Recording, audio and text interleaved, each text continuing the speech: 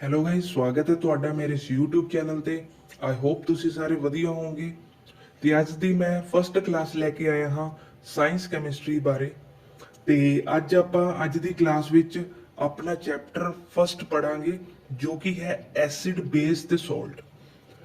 ਕਾਫੀ time ਤੋਂ ਦੇਖਿਆ ਜਾ ਰਿਹਾ ਹੈ ਕਿ ਸਟੂਡੈਂਟ ਵਿੱਚ ਕੈਮਿਸਟਰੀ ਨੂੰ ਲੈ ਕੇ ਕਾਫੀ ਜ਼ਿਆਦਾ ਡਰ ਬੈਠਾ ਹੁੰਦਾ ਹੈ ਮਨ ਵਿੱਚ, ਬਿਕੋਜ਼ ਕੈਮਿਸਟਰੀ ਵਿੱਚ ਕੁਝ ਇਹ ਜਿਹੇ ਫਾਰਮੂਲਾਜ਼ ਆ ਜਾਂਦੇ ਨੇ, like hydrogen, like water H2O ਜਾਂ ਹੋਰ ਅਜਿਹੇ ਨਾਮ ਆ ਜਾਂਦੇ ਨੇ ਕਿ ਜੋ ਆਰਟਸ ਸਟਰੀਮ ਵਾਲੇ ਸਟੂਡੈਂਟ ਨੇ ਉਹਨਾਂ ਨੂੰ ਕਾਫੀ ਮੁਸ਼ਕਿਲ ਹੁੰਦੀ ਹੈ ਇਹਨਾਂ ਨੂੰ ਸਮਝਣ ਵਿੱਚ। ਇਸੇ ਕਰਕੇ ਆਪਾਂ ਜੋ ਸਾਇੰਸ ਸ਼ੁਰੂ ਕੀਤੀ ETT ਸੈਕੰਡ ਪੇਪਰ ਵਾਸਤੇ, ਉਸ ਦੀ ਆਪਾਂ ਸ਼ੁਰੂਆਤ ਹੀ ਕੈਮਿਸਟਰੀ ਤੋਂ ਕੀਤੀ ਹੈ, ਤਾਂ ਕਿ ਤੁਹਾਡਾ ਸ਼ੁਰੂ ਤੋਂ ਹੀ ਡਰ ਕੱਢ ਦਿੱਤਾ ਜਾਵੇ। ਆਪਾਂ ਸਭ ਤੋਂ ਪਹਿਲਾਂ ਕੈਮਿਸਟਰੀ ਦੇ ਸਾਰੇ ਟੌਪਿਕ ਕਰਾਂਗੇ ਐਂਡ ਆਫਟਰ ਆਪਾਂ ਸ਼ੁਰੂ ਕਰਾਂਗੇ ਫਿਜ਼ਿਕਸ, ਦੈਨ ਬਾਇਓਲੋਜੀ। ਠੀਕ ਹੈ, ਆਪਾਂ ਇਸ ਤਰ੍ਹਾਂ ਚੱਲਾਂਗੇ। ਤਾਂ ਇਸ ਤਰ੍ਹਾਂ ਹੋਏਗਾ ਕਿ ਤੁਹਾਡੇ ਮਨ ਵਿੱਚ ਜੋ ਡਰ ਬੈਠਿਆ ਹੋਇਆ ਹੈ ਕੈਮਿਸਟਰੀ ਨੂੰ ਲੈ ਕੇ, ਉਹਨੂੰ ਬਾਹਰ ਕੱਢਿਆ ਜਾਵੇਗਾ। ਤਾਂ ਬਿਨਾਂ ਟਾਈਮ ਵੇਸਟ ਕੀਤੇ ਮੈਂ ਅੱਜ ਦੀ ਕਲਾਸ ਨੂੰ ਸ਼ੁਰੂ ਕਰਦਾ ਹਾਂ, ਜੋ ਕਿ ਹੈ ਐਸਿਡ ਬੇਸ ਤੇ ਸੋਲਟ। ਸਭ ਤੋਂ ਪਹਿਲਾਂ ਆਪਾਂ ਇਹਨਾਂ ਦੇ ਬੇਸਿਕ ਕਨਸੈਪਟ ਬਾਰੇ ਪੜਾਂਗੇ ਕਿ ਕੀ ਚੀਜ਼ ਨੇ। ਆਫਟਰ ਦੈਨ ਤੁਹਾਨੂੰ ਚੈਪਟਰ ਦੇ ਜਾਂ ਅੱਜ ਦੀ ਕਲਾਸ ਦੇ ਲਾਸਟ ਵਿੱਚ MCQs ਵੀ ਕਰਵਾਏ ਜਾਣਗੇ ਕਿ ਤੁਹਾਨੂੰ ਇਹ ਚੈਪਟਰ ਸਮਝ ਆਇਆ ਜਾਂ ਨਹੀਂ। ਐਂਡ ਜਦੋਂ ਤੁਹਾਡੇ ਪੂਰਾ ਚੈਪਟਰ ਕੰਪਲੀਟ ਹੋ ਜਾਏਗਾ, ਜਿੰਨੇ ਵੀ ਦਿਨਾਂ ਵਿੱਚ 2 ਦਿਨ 3 ਦਿਨ ਜਾਂ 4 ਦਿਨ, ਇਹ ਡਿਪੈਂਡ ਕਰਦੇ ਚੈਪਟਰ ਦੀ ਲੈਂਥ ਤੇ, ਉਸ ਤੋਂ ਬਾਅਦ ਵੀ ਤੁਹਾਨੂੰ ਪੂਰੇ ਚੈਪਟਰ ਵਾਈਜ਼ ਤੁਹਾਨੂੰ MCQs ਕਰਵਾਏ ਜਾਣਗੇ। ਇਸ ਦਾ PDF ਵੀ ਅਵੇਲੇਬਲ ਕਰਵਾਇਆ ਜਾਏਗਾ, ਤਾਂ ਕਿ ਕੱਲ ਨੂੰ ਤੁਸੀਂ ਇਹਨਾਂ ਦਾ ਪ੍ਰਿੰਟ ਆਊਟ ਕਢਵਾ ਕੇ ਤੁਸੀਂ ਆਪਣੀ ਰਿਵੀਜ਼ਨ ਕਰਕੇ ਆਪਣਾ ਇਹ ਚੈਪਟਰ, ਆਪਣੇ ਇਹ ਟੌਪਿਕ ਨੂੰ ਪੱਕਾ ਕਰ ਸਕਦੇ ਹੋ। ਤਾਂ ਬਿਨਾਂ ਟਾਈਮ ਵੇਸਟ ਕੀਤੇ ਮੈਂ ਸਟਾਰਟ ਕਰਦਾ ਹਾਂ ਅੱਜ ਦਾ ਚੈਪਟਰ। ਤਾਂ ਗਾਇਸ, ਸ਼ੁਰੂ ਕਰਦੇ ਆਪਾਂ ਆਪਣੇ ਪਹਿਲੇ ਟੌਪਿਕ ਤੋਂ, ਆਪਣੇ ਐਸਿਡ ਬੇਸ ਐਂਡ ਸੋਲਟ ਦੇ ਲੈਸਨ 'ਚ। ਤਾਂ ਪਹਿਲਾ ਟੌਪਿਕ ਆਪਣੇ ਕੋਲ ਆ ਜਾਂਦਾ pH ਸਕੇਲ। ਤਾਂ ਗਾਇਸ, ਸਭ ਤੋਂ ਮੇਨ ਗੱਲ ਆਉਂਦੀ ਹੈ ਕਿ pH ਤੋਂ ਕੀ ਭਾਵ ਹੈ। ਤਾਂ ਇੱਥੇ ਤੁਹਾਨੂੰ ਸਾਰਾ ਇੰਗਲਿਸ਼ ਵਿੱਚ ਮਿਲ ਜਾਏਗਾ, ਤੇ ਜੋ ਇਹਦੀ ਡੈਫੀਨੇਸ਼ਨ ਆ ਮੈਂ ਤੁਹਾਨੂੰ ਪੰਜਾਬੀ ਵਿੱਚ ਦਵਾਂਗਾ। ਤੁਸੀਂ ਆਪਣੀ ਕਾਪੀ ਤੇ ਨੋਟ ਕਰ ਸਕਦੇ ਹੋ। ਜੇਕਰ ਤੁਸੀਂ ਪੰਜਾਬੀ ਵਿੱਚ ਲਿਖਣਾ ਚਾਹੁੰਦੇ ਹੋ ਤਾਂ ਮੈਂ ਤੁਹਾਨੂੰ ਬੋਲ ਕੇ ਕਰਵਾ ਰਿਹਾ, ਜੇਕਰ ਤੁਸੀਂ ਇੰਗਲਿਸ਼ ਵਿੱਚ ਲਿਖਣਾ ਚਾਹੁੰਦੇ ਹੋ ਤਾਂ ਤੁਹਾਡੇ ਸਾਹਮਣੇ ਲਿਖਿਆ ਗਿਆ ਹੈ। ਤਾਂ ਸਭ ਤੋਂ ਪਹਿਲੀ ਗੱਲ ਆਪਣੇ ਕੋਲ ਆਂਦੀ pH ਸਕੇਲ ਦੀ।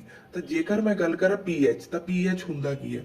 ਸਭ ਤੋਂ ਪਹਿਲਾਂ ਪੇਪਰਾਂ ਵਿੱਚ ਇਹਦੀ ਫੁੱਲ ਫਾਰਮ ਵੀ ਪੁੱਛ ਲਿੱਤੀ ਜਾਂਦੀ ਹੈ। ਤਾਂ ਇਹਦੀ ਫੁੱਲ ਫਾਰਮ ਹੈ ਆਪਣੇ ਕੋਲ ਪੋਟੈਂਸ਼ੀਅਲ ਆਫ ਹਾਈਡਰੋਜਨ। ਤਾਂ ਇਸ ਦੀ ਫੁੱਲ ਫਾਰਮ ਕੀ ਹੈ, ਪੋਟੈਂਸ਼ੀਅਲ ਆਫ ਹਾਈਡਰੋਜਨ। ਤਾਂ pH ਸਕੇਲ ਦਾ ਮੇਨ ਕੰਮ ਕੀ ਹੈ। ਤਾਂ pH ਸਕੇਲ ਦਾ ਮੇਨ ਕੰਮ ਹੈ ਕਿਸੇ ਵੀ ਸੋਲੂਸ਼ਨ ਦੀ ਐਸਿਡਿਟੀ,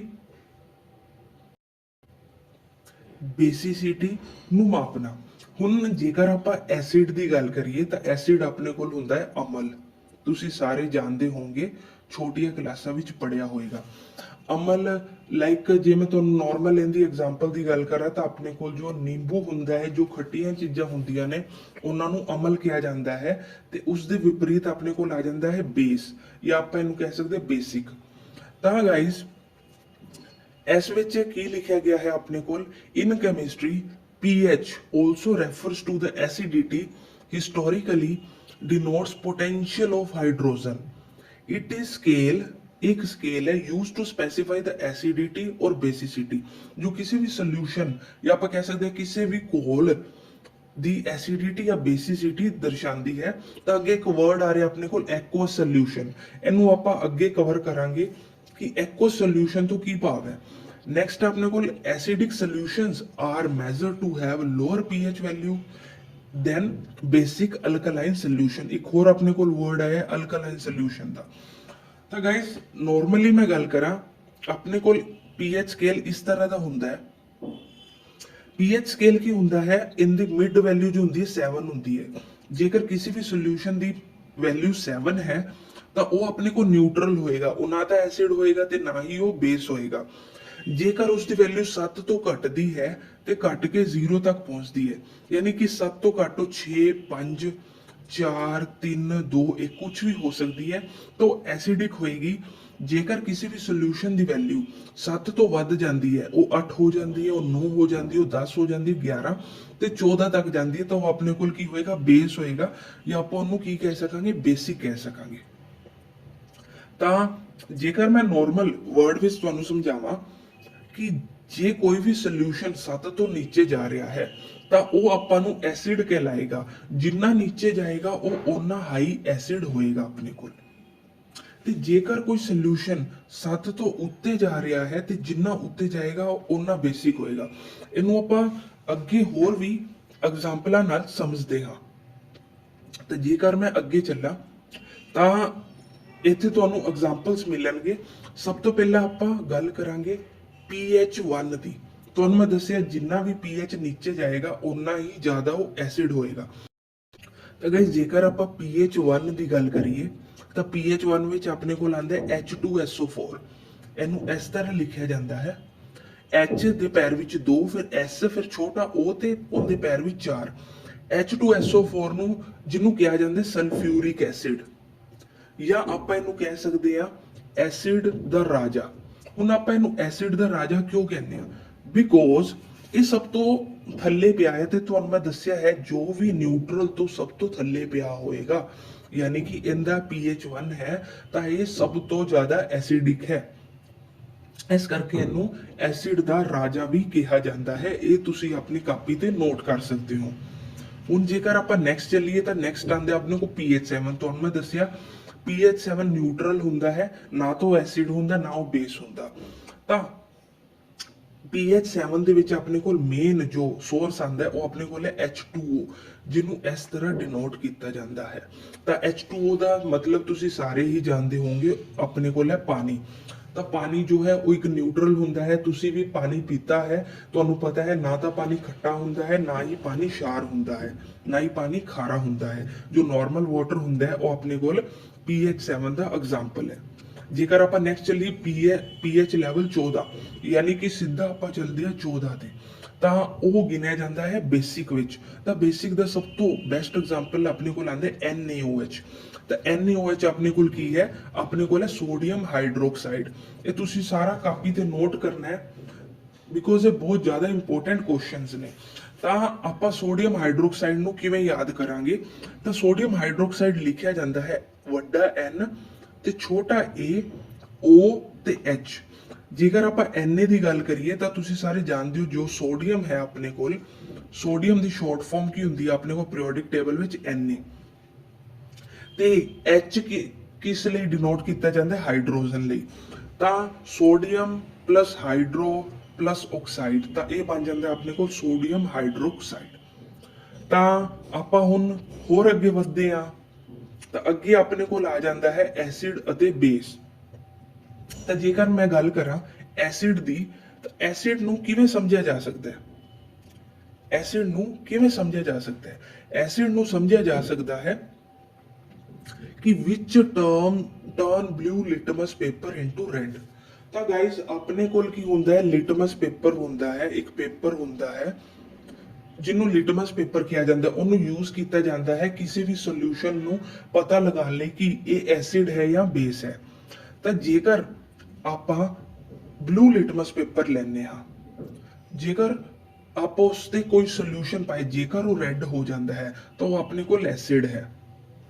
ਅਤੇ ਜੇਕਰ ਆਪਾਂ ਰੈੱਡ ਲਿਟਮਸ ਪੇਪਰ ਤੇ ਕੋਈ ਸੋਲੂਸ਼ਨ ਪਾਈਏ ਤੇ ਉਹ ਬਲੂ ਹੋ ਜਾਂਦਾ ਹੈ, ਤਾਂ ਉਹ ਆਪਣੇ ਕੋਲ ਕੀ ਹੈ? ਬੇਸ ਹੈ।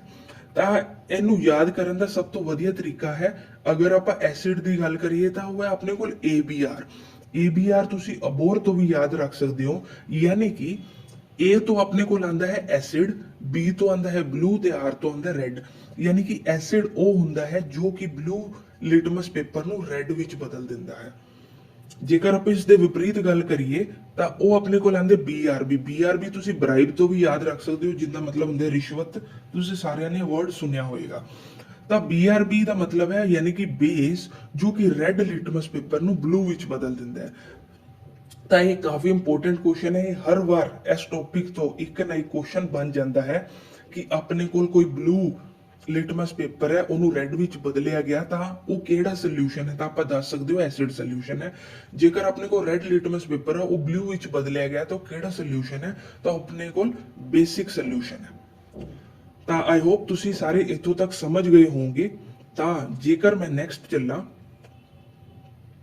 ਨੈਕਸਟ ਆਪਣੇ ਕੋਲ ਆ ਜਾਂਦਾ ਹੈ ਉਹੀ ਚੀਜ਼ਾਂ ਜੋ ਮੈਂ ਤੁਹਾਨੂੰ ਸ਼ੁਰੂ ਵਿੱਚ ਛੱਡੀਆਂ ਸੀ।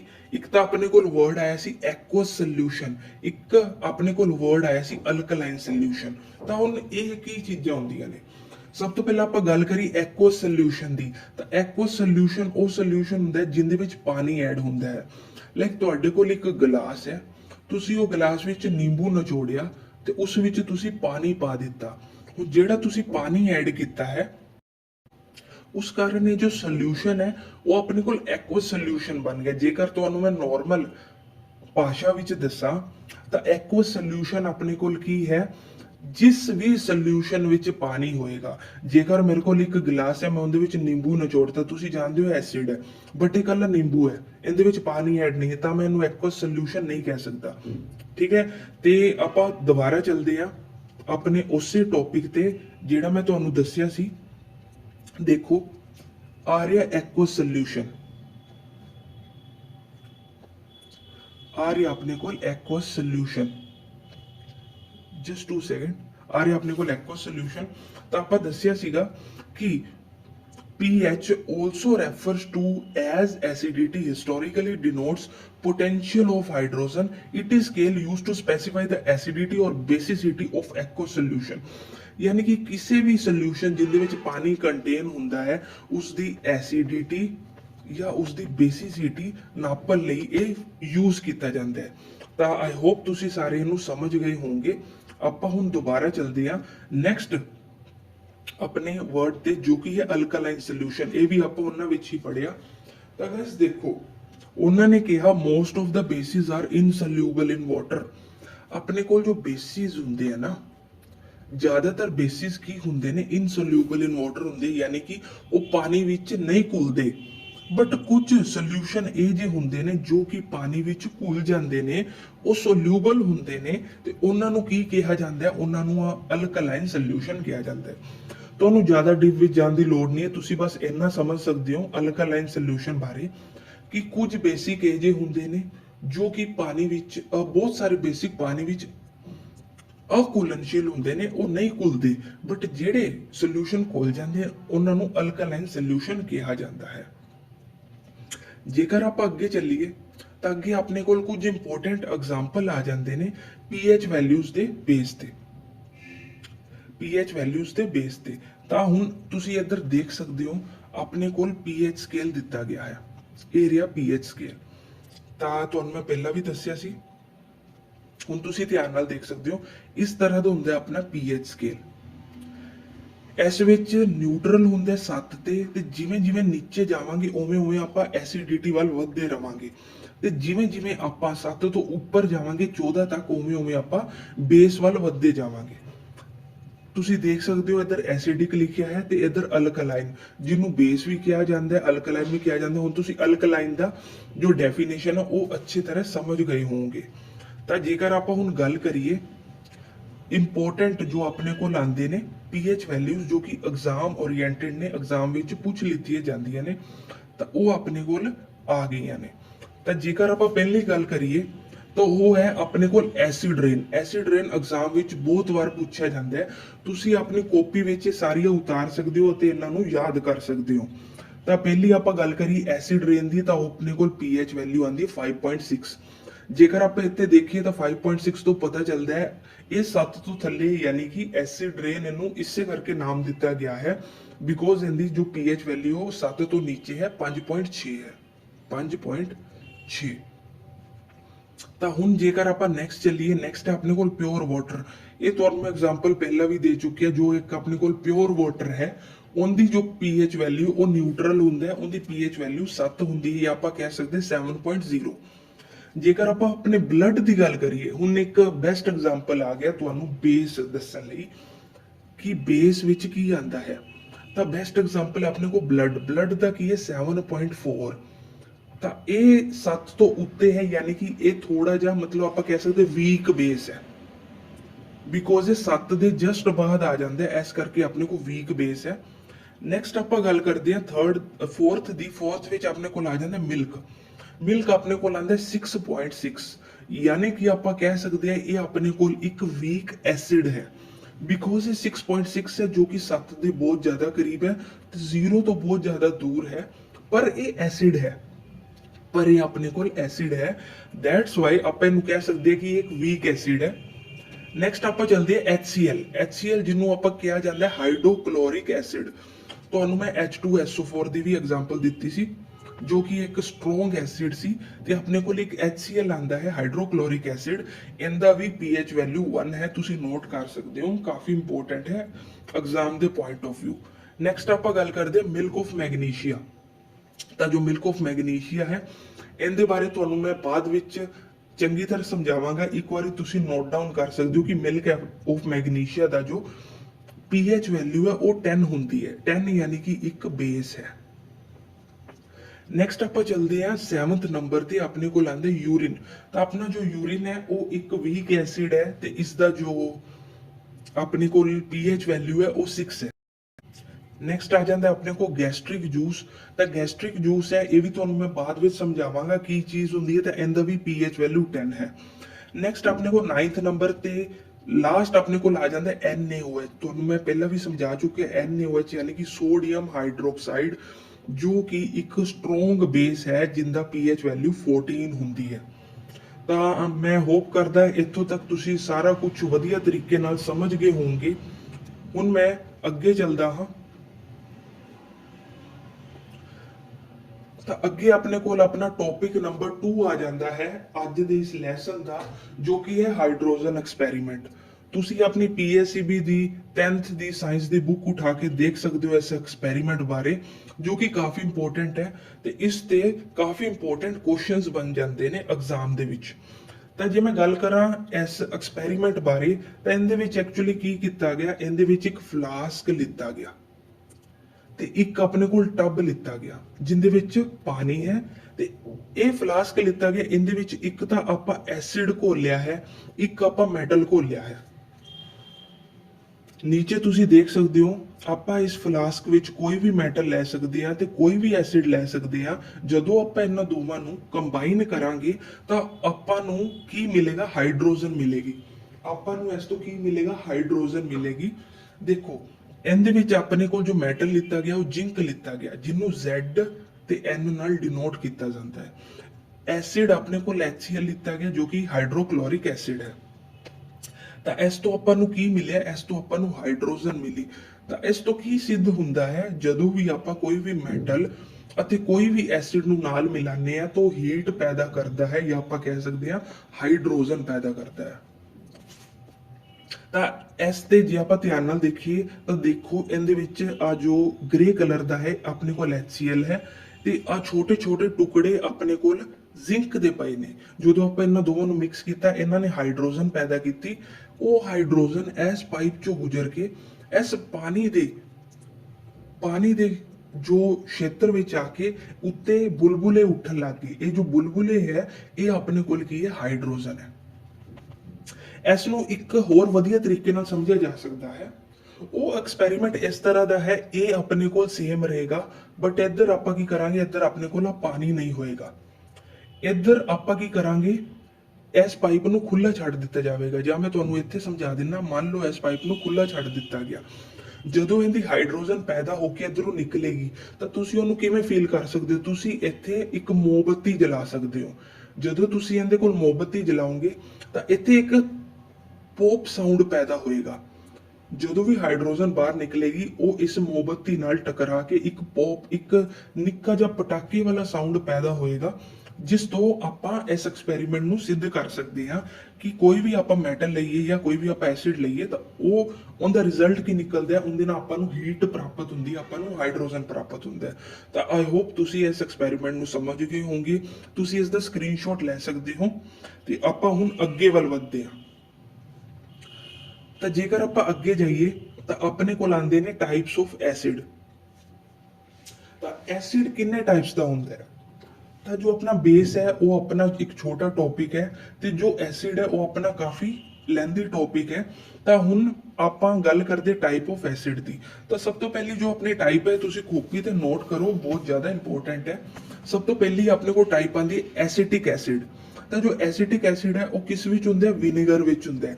ਵਿਨੇਗਰ ਜਾਂ ਆਪਾਂ ਕਹਿ ਸਕਦੇ ਸਿਰਕਾ, ਜੋ ਤੁਸੀਂ ਘਰਾਂ ਵਿੱਚ ਤੁਹਾਡੇ ਮੰਮੀ ਯੂਜ਼ ਕਰਦੇ ਨੇ ਸਿਰਕਾ, ਉਹਨੂੰ ਉਸ ਵਿੱਚ ਕਿਹੜੇ ਟਾਈਪ ਦਾ ਐਸਿਡ ਹੁੰਦਾ ਆਪਣੇ ਕੋਲ? ਉਸ ਵਿੱਚ ਐਸਿਟਿਕ ਐਸਿਡ ਹੁੰਦਾ ਹੈ।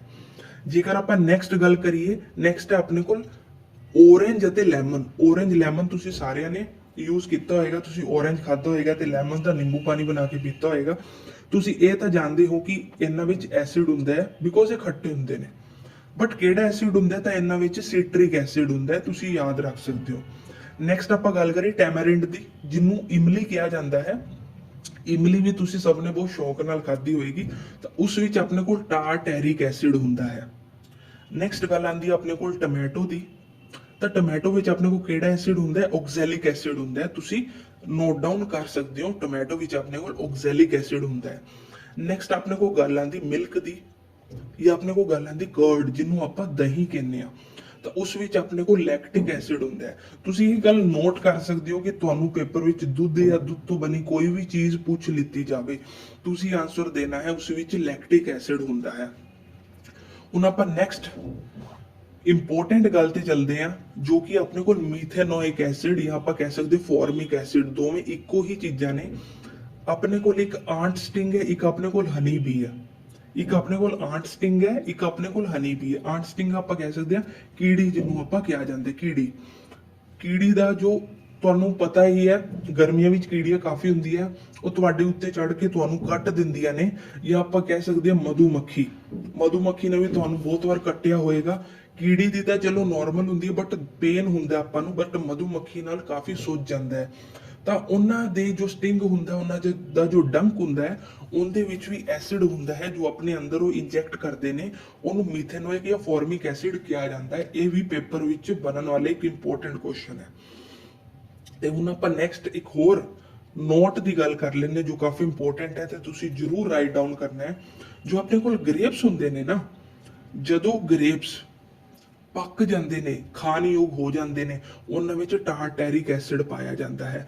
ਬਟ ਜਦੋਂ ਗ੍ਰੇਪਸ ਕੱਚੇ ਹੁੰਦੇ ਨੇ ਤਾਂ ਉਹਨਾਂ ਵਿੱਚ ਸਿਟਰਿਕ ਐਸਿਡ ਹੁੰਦਾ ਹੈ। ਕਿੰਨੀ ਅਜੀਬ ਗੱਲ ਹੈ ਨਾ। ਜਦੋਂ ਗ੍ਰੇਪਸ ਆਪਣੇ ਕੋਲ ਅਨਰਾਈਪ ਹੋਏਗਾ ਤਾਂ ਉਹਦੇ ਵਿੱਚ ਸਿਟਰਿਕ ਐਸਿਡ ਪਾਇਆ ਜਾਏਗਾ। ਜਦੋਂ ਗ੍ਰੇਪਸ ਪੱਕ ਜਾਏਗਾ, ਖਾਣਯੋਗ ਹੋ ਜਾਏਗਾ, ਤਾਂ ਉਹਦੇ ਵਿੱਚ ਆਪਣੇ ਕੋਲ ਟਾਰਟੈਰਿਕ ਐਸਿਡ ਪਾਇਆ ਜਾਂਦਾ ਹੈ। ਆਈ ਹੋਪ ਤੁਸੀਂ ਇੱਥੋਂ ਤੱਕ ਸਾਰੀਆਂ ਚੀਜ਼ਾਂ ਚੰਗੇ ਅੱਛੇ ਤਰੀਕੇ ਨਾਲ ਸਮਝ ਗਏ ਹੋਵੋਗੇ। ਤਾਂ ਹੁਣ ਆਪਾਂ ਨੈਕਸਟ ਅਪ ਵਧਦੇ ਹਾਂ। ਨੈਕਸਟ ਆਪਣੇ ਕੋਲ ਇਹ ਛੋਟੀ ਜੀ ਚੀਜ਼ ਆ ਜਾਂਦੀ ਹੈ ਜੋ ਕਿ ਹੈ ਹਨੀ ਬੀ ਤੇ ਵਾਸਪ। ਤੇ ਆਪਾਂ ਹੁਣੇ ਹੀ ਗੱਲ ਕੀਤੀ ਹੈ ਹਨੀ ਬੀ ਬਾਰੇ ਕਿ ਹਨੀ ਬੀ ਵਿੱਚ ਕਿਹੜਾ ਐਸਿਡ ਹੁੰਦਾ ਹੈ? ਮੈਥਨੋਇਕ ਐਸਿਡ ਹੁੰਦਾ ਹੈ, ਜਾਂ ਆਪਾਂ ਕਹਿ ਸਕਦੇ ਹਾਂ ਫਾਰਮਿਕ ਐਸਿਡ ਹੁੰਦਾ ਹੈ।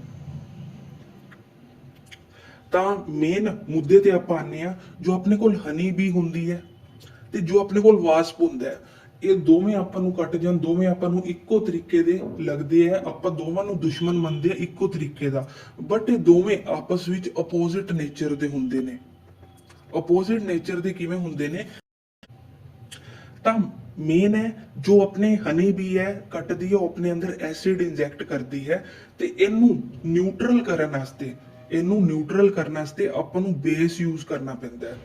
ਅਗਰ ਆਪਾਂ ਵਾਸਪ ਦੀ ਗੱਲ ਕਰੀਏ, ਜਿਹਨੂੰ ਆਪਾਂ ਭਰਿੰਡ ਕਹਿ ਦਿੰਨੇ ਆ, ਆਪਾਂ ਭੂੰਡ ਕਹਿ ਦਿੰਨੇ ਆ, ਜੋ ਪੀਲੇ ਰੰਗ ਦਾ ਹੁੰਦਾ ਹੈ, ਤਾਂ ਉਹ ਆਪਣੇ ਅੰਦਰ ਇੱਕ ਬੇਸਿਕ ਸੋਲੂਸ਼ਨ ਇੰਜੈਕਟ ਕਰਦਾ ਹੈ, ਜਿੰਦੇ ਇਲਾਜ ਆਪਾਂ ਨੂੰ ਐਸਿਡ ਯੂਜ਼ ਕਰਕੇ ਕਰਨਾ ਪੈਂਦਾ ਹੈ। ਤਾਂ ਗਾਇਜ਼ ਇਹ ਸੀ ਆਪਣੇ ਅੱਜ ਦਾ ਟੌਪਿਕ, ਤੇ ਹੁਣ ਆਪਾਂ ਚੱਲਦੇ ਹਾਂ ਅੱਜ ਦੇ MCQ ਬਾਰੇ। ਤੇ ਇਹਦੇ ਨਾਲ ਤੁਹਾਡੀ ਤਿਆਰੀ ਬਾਰੇ ਵੀ ਪਤਾ ਚੱਲੇਗਾ ਕਿ ਤੁਸੀਂ ਅੱਜ ਦੇ ਲੈਸਨ ਚੋਂ ਕੀ ਸਿੱਖਿਆ। ਤਾਂ ਜੇਕਰ ਆਪਾਂ ਫਸਟ ਕੁਐਸਚਨ ਦੀ ਗੱਲ ਕਰੀਏ, ਤਾਂ ਇਹਦੇ ਚ ਇੰਗਲਿਸ਼ ਮੀਡੀਅਮ ਵਿੱਚ ਵੀ ਲਿਖਿਆ ਹੋਇਆ ਤੇ ਪੰਜਾਬੀ ਮੀਡੀਅਮ ਵਿੱਚ ਵੀ ਲਿਖਿਆ ਹੋਇਆ। ਜੇਕਰ ਆਪਾਂ ਪਹਿਲੇ ਕੁਐਸਚਨ ਦੀ ਗੱਲ ਕਰੀਏ ਤਾਂ ਪਹਿਲਾ ਕੁਐਸਚਨ ਹੈ ਵਿਚ type of the medicine used to treat indigestion. ਜੇ ਪੰਜਾਬੀ ਵਿੱਚ ਮੈਂ ਤੁਹਾਨੂੰ ਸਮਝਾਵਾਂ ਤਾਂ ਬਦਹਜ਼ਮੀ ਦੇ ਇਲਾਜ ਲਈ ਕਿਸ ਕਿਸਮ ਦੀ ਦਵਾਈ ਦੀ ਵਰਤੋਂ ਕੀਤੀ ਜਾਂਦੀ ਹੈ? ਤਾਂ ਜਦੋਂ ਮੈਂ ਇਨਡਾਈਜੈਸ਼ਨ ਦੀ ਗੱਲ ਕਰਾਂ ਤਾਂ ਇਨਡਾਈਜੈਸ਼ਨ ਦਾ ਮਤਲਬ ਹੈ ਜਦੋਂ ਵੀ ਤੁਸੀਂ ਕੁਝ ਜ਼ਿਆਦਾ ਭੋਜਨ ਕਰ ਲੈਂਦੇ ਹੋ, ਕੁਝ ਵੀ ਜ਼ਿਆਦਾ ਖਾ ਲੈਂਦੇ ਹੋ, ਤਾਂ ਤੁਹਾਨੂੰ ਐਸਿਡਿਟੀ ਦੀ ਸ਼ਿਕਾਇਤ ਹੁੰਦੀ ਹੈ। ਜਾਂ ਆਪਾਂ ਕਹਿ ਸਕਦੇ ਹਾਂ ਕਿ ਜਦੋਂ ਤੁਸੀਂ ਕਹਿੰਦੇ ਹੋ ਕਿ ਮੇਰੇ ਪੇਟ ਵਿੱਚ ਗੈਸ ਬਣ ਗਈ ਹੈ, ਉਹਨੂੰ ਇਨਡਾਈਜੈਸ਼ਨ ਕਹਿੰਦੇ ਆ। ਤਾਂ ਉਸ ਲਈ ਆਪਾਂ ਨੂੰ ਕਿਹੜੀ ਚੀਜ਼ ਦੀ ਵਰਤੋਂ ਕੀਤੀ ਜਾਂਦੀ ਹੈ? ਤਾਂ ਜੇਕਰ ਆਪਾਂ ਦੇਖੀਏ ਕਿ ਜਦੋਂ ਆਪਾਂ ਕਹਿੰਦੇ ਆ ਕਿ ਆਪਾਂ ਬਹੁਤ ਜ਼ਿਆਦਾ ਖਾ ਲੈਂਦੇ ਆ, ਪੇਟ ਵਿੱਚ ਐਸਿਡਿਟੀ ਹੋ ਗਈ ਹੈ, ਤਾਂ ਆਪਾਂ ਕੀ ਵਰਡ ਯੂਜ਼ ਕਰਦੇ ਆ? ਆਪਾਂ ਵਰਡ ਐਸਿਡਿਟੀ ਯੂਜ਼ ਕਰਦੇ ਆ ਕਿ ਆਪਣੇ ਪੇਟ ਵਿੱਚ ਐਸਿਡਿਟੀ ਹੋ ਗਈ ਹੈ। ਤਾਂ ਇਹਦਾ ਸੰਬੰਧ ਸਿੱਧਾ ਸਿੱਧਾ ਚਲਾ ਜਾਂਦਾ ਐਸਿਡ ਦੇ ਨਾਲ। ਮਤਲਬ ਆਪਣੇ ਪੇਟ ਵਿੱਚ ਐਸਿਡ ਬਣ ਗਿਆ। ਤਾਂ ਤੁਸੀਂ ਸਭ ਜਾਣਦੇ ਹੋ ਜੇਕਰ ਆਪਣੇ ਪੇਟ ਵਿੱਚ ਐਸਿਡ ਹੈ ਤਾਂ ਇਹਨੂੰ ਨਿਊਟਰਲ ਕਰਨ ਵਾਸਤੇ, ਯਾਨੀ ਕਿ ਇਹਨੂੰ ਨਿਊਟਰਲ 0 ਯਾਨੀ ਕਿ 7 ਤੇ ਲਿਜਾਣ ਵਾਸਤੇ, ਤੁਹਾਨੂੰ ਪਤਾ ਹੈ ਐਸਿਡ 7 ਤੋਂ ਥੱਲੇ ਹੁੰਦਾ ਹੈ, 7 ਤੇ ਨਿਊਟਰਲ ਹੁੰਦਾ ਹੈ, ਤੇ 7 ਤੋਂ ਬਾਅਦ ਦੇ ਕੀ ਆ ਜਾਂਦਾ? ਬੇਸ ਬਣ ਜਾਂਦਾ ਹੈ। ਤਾਂ ਜੇਕਰ ਆਪਾਂ 7 ਤੇ ਨਿਊਟਰਲ ਕਰਨਾ ਚਾਹੁੰਦੇ ਤਾਂ ਆਪਾਂ ਨੂੰ ਕਿਹੜੀ ਚੀਜ਼ ਚਾਹੀਦੀ ਹੈ? ਜੇਕਰ ਮੈਂ ਪਹਿਲੇ ਆਪਸ਼ਨ ਦੀ ਗੱਲ ਕਰਾਂ, ਪਹਿਲਾ ਆਪਸ਼ਨ ਆਪਣੇ ਕੋਲ ਐਨਰਜੈਸਿਕ। ਤਾਂ ਐਨਰਜੈਸਿਕ ਵਰਡ ਆਪਾਂ ਸੁਣਿਆ ਨਹੀਂ ਹੈ ਤਾਂ ਆਪਾਂ ਇਹਦੇ ਵੱਲ ਧਿਆਨ ਨਹੀਂ ਦੇਵਾਂਗੇ। ਨੈਕਸਟ ਆਪਣੇ ਕੋਲ ਆ ਜਾਂਦਾ ਐਂਟੀਬਾਇਓਟਿਕ। ਤਾਂ ਤੁਸੀਂ ਦੇਖਿਆ ਹੀ ਹੋਏਗਾ ਜਦੋਂ ਵੀ ਤੁਸੀਂ ਬਿਮਾਰ ਹੁੰਦੇ ਹੋ ਤਾਂ ਡਾਕਟਰ ਕੋਲ ਜਾਂਦੇ ਹੋ, ਤੁਹਾਨੂੰ ਐਂਟੀਬਾਇਓਟਿਕ ਗੋਲੀ ਦੇ ਦਿੰਦੇ ਆ। ਜਦੋਂ ਆਪਾਂ ਗੱਲ ਕਰਦੇ ਐਂਟੀ ਵਰਡ ਦੀ, ਕੋਈ ਵੀ ਆਪਣੀ ਚੀਜ਼ ਹੁੰਦੀ ਹੈ, ਜੇਕਰ ਆਪਾਂ ਉਸ ਚੀਜ਼ ਦੇ ਆਪੋਜ਼ਿਟ ਕੁਝ ਚੀਜ਼ ਕਰਨਾ ਚਾਹੁੰਦੇ ਆ ਤਾਂ ਉਹਦੇ ਨਾਲ ਆਪਾਂ ਐਂਟੀ ਲਗਾ ਦਿੰਦੇ ਹਾਂ। ਤੁਸੀਂ ਸੁਣਿਆ ਹੋਏਗਾ ਜਿਵੇਂ ਟੈਰਰਿਜ਼ਮ ਯੂਜ਼ ਕੀਤਾ ਜਾਂਦਾ ਵਰਡ, ਤਾਂ ਐਂਟੀ ਟੈਰਰਿਜ਼ਮ ਫੋਰਸ ਬਣਾਈ ਜਾਂਦੀਆਂ ਨੇ ਟੈਰਰਿਜ਼ਮ ਦੇ ਖਿਲਾਫ ਲੜਨ ਲਈ। ਤਾਂ ਐਂਟੀ ਦਾ ਮਤਲਬ ਉਹ ਹੁੰਦਾ ਹੈ। ਥਰਡ ਆਪਸ਼ਨ ਦੀ ਗੱਲ ਕਰੀਏ ਤਾਂ ਉਹ ਐਂਟੈਸਿਡ। ਐਂਟੈਸਿਡ ਕਾਦੇ ਤੋਂ ਬਣਿਆ ਹੈ? ਐਂਟੈਸਿਡ ਐਂਟੀ ਤੋਂ ਤੇ ਐਸਿਡ ਤੋਂ ਬਣਿਆ ਹੈ, ਯਾਨੀ ਕਿ ਐਸਿਡ ਨੂੰ ਲੜਨ ਵਾਲਾ। ਤੇ ਚੌਥਾ ਹੈ ਆਪਣੇ ਕੋਲ ਐਂਟੀਸੈਪਟਿਕ। ਤਾਂ ਆਈ ਹੋਪ ਤੁਹਾਨੂੰ ਆਨਸਰ ਇਹਦਾ ਪਤਾ ਲੱਗ ਹੀ ਗਿਆ ਹੋਵੇਗਾ। ਇਹਦਾ ਆਨਸਰ ਹੈ ਆਪਸ਼ਨ ਨੰਬਰ ਸੀ।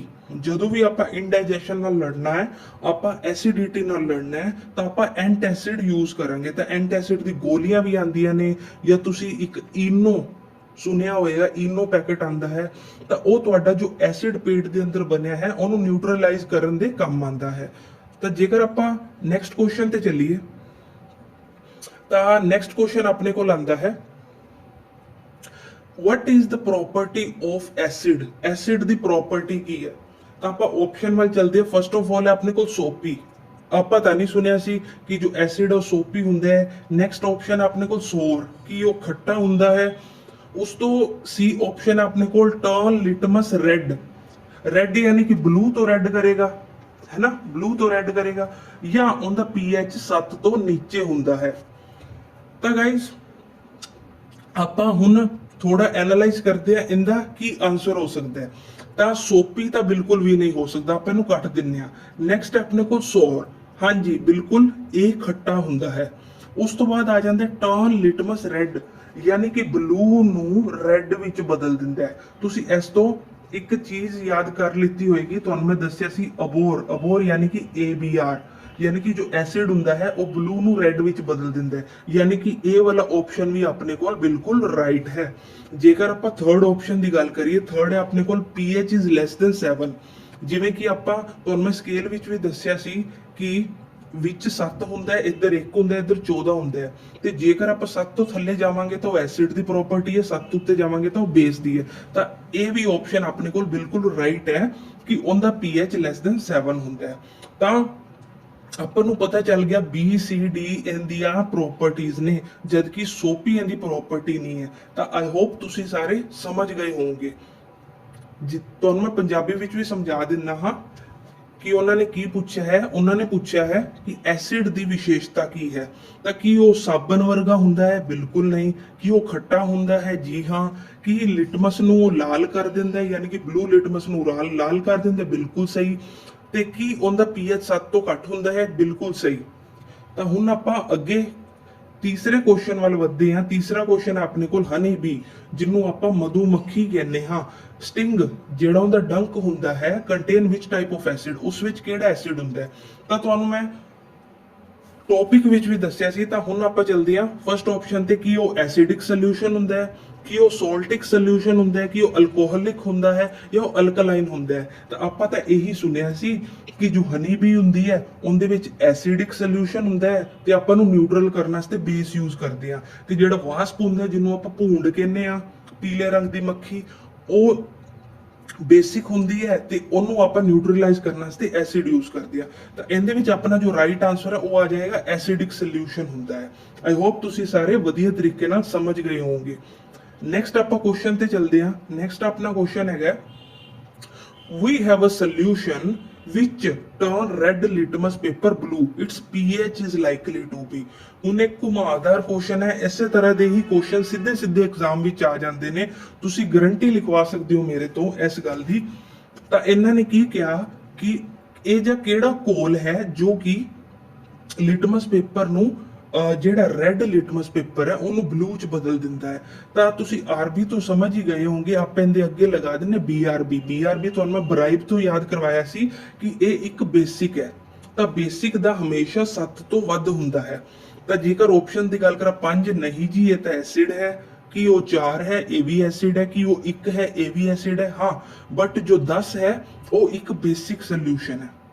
ਤਾਂ ਇਸ ਤਰ੍ਹਾਂ ਤੁਸੀਂ ਆਸਾਨੀ ਢੰਗ ਨਾਲ ਤੁਸੀਂ ਇਹਨਾਂ ਕੁਐਸਚਨਸ ਨੂੰ ਸੋਲਵ ਕਰ ਸਕਦੇ ਹੋ ਤੇ ਆਪਣੇ ਪੇਪਰ ਵਿੱਚ ਵਧੀਆ ਅੰਕ ਪ੍ਰਾਪਤ ਕਰ ਸਕਦੇ ਹੋ। ਤਾਂ ਇਹ ਸੀ ਆਪਣੇ ਅੱਜ ਦੇ ਕੁਝ MCQs। ਆਈ ਹੋਪ ਤੁਹਾਨੂੰ ਇਹ ਵਧੀਆ ਲੱਗੇ ਹੋਣਗੇ। ਜੇਕਰ ਅੱਗੇ ਵਧੀਏ ਤਾਂ ਅੱਗੇ ਆਪਣੇ ਕੋਲ ਥੈਂਕ ਯੂ ਤੁਹਾਡੇ ਅੱਜ ਦਾ ਲੈਕਚਰ ਲਗਾਉਣ ਲਈ, ਤੇ ਤੁਸੀਂ ਕਮੈਂਟ ਵਿੱਚ ਜਰੂਰ ਦੱਸਿਆ ਜੇ ਕਿ ਤੁਹਾਨੂੰ ਅੱਜ ਦਾ ਲੈਕਚਰ ਕਿਵੇਂ ਲੱਗਿਆ। ਐਂਡ ਅੱਜ ਦੇ ਲੈਕਚਰ ਤੋਂ ਬਾਅਦ ਹੁਣ ਤੁਹਾਡਾ ਲੈਕਚਰ ਅਪਲੋਡ ਕੀਤਾ ਜਾਏਗਾ ਪੰਜਾਬੀ ਪੇਪਰ A ਦਾ।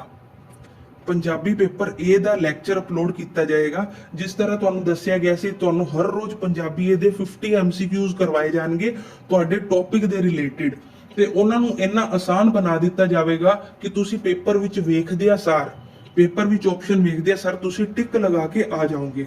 ਤੇ ਹੋਪ ਕਰਦਾ ਤੁਹਾਨੂੰ ਅੱਜ ਦਾ ਲੈਕਚਰ ਵਧੀਆ ਲੱਗਿਆ ਹੋਵੇਗਾ। ਤੁਸੀਂ ਇਸ ਵੀਡੀਓ ਨੂੰ ਦੁਬਾਰਾ ਦੇਖ ਸਕਦੇ ਹੋ। ਅਗਰ ਤੁਹਾਨੂੰ ਕੋਈ ਵੀ ਡਾਊਟ ਹੈ ਤੇ ਤੁਸੀਂ ਕਮੈਂਟ ਵਿੱਚ ਵੀ ਮੈਨੂੰ ਕਿਸੇ ਵੀ ਤਰ੍ਹਾਂ ਦਾ ਡਾਊਟ ਹੋਵੇ ਉਹ ਪੁੱਛ ਸਕਦੇ ਹੋ।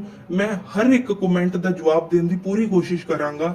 ਤੇ ਇਸੇ ਤਰ੍ਹਾਂ ਹੀ ਆਪਾਂ ਹੁਣ ਅਗਲੀ ਵੀਡੀਓ ਵਿੱਚ ਮਿਲਾਂਗੇ। ਤੇ ਤੁਸੀਂ ਇਸ ਵੀਡੀਓ ਨੂੰ ਜਿੰਨਾ ਹੋ ਸਕਦਾ ਉਹਨੇ ਆਪਣੇ ਦੋਸਤਾਂ ਤੱਕ ਸ਼ੇਅਰ ਕਰੋ, ਵੀਡੀਓ ਨੂੰ ਲਾਈਕ ਕਰੋ ਤੇ ਚੈਨਲ ਨੂੰ ਸਬਸਕ੍ਰਾਈਬ ਕਰਨਾ ਬਿਲਕੁਲ ਵੀ ਨਾ ਭੁੱਲਣਾ। ਤਾਂ ਇਸੇ ਤਰ੍ਹਾਂ ਆਪਾਂ ਅਗਲੀ ਵੀਡੀਓ 'ਚ ਮਿਲਾਂਗੇ। ਉਦੋਂ ਤੱਕ ਦੇ ਲਈ ਧੰਨਵਾਦ।